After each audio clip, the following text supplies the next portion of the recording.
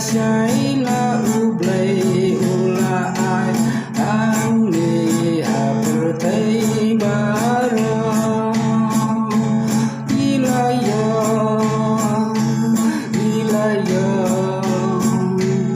ilayo hang ni hapertai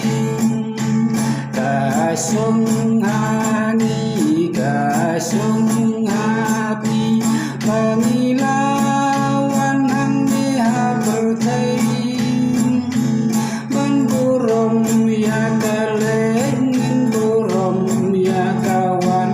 hang ni hapertai barang laka laka sun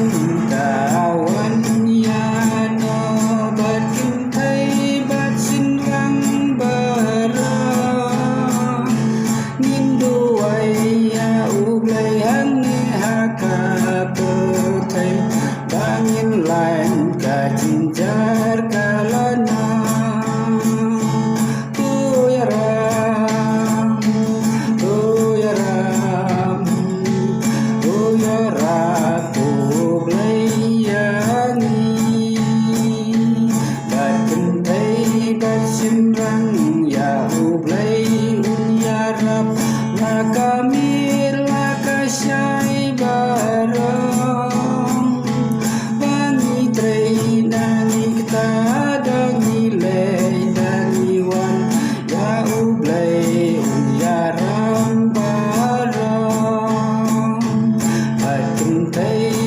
xin răng hằng ni haka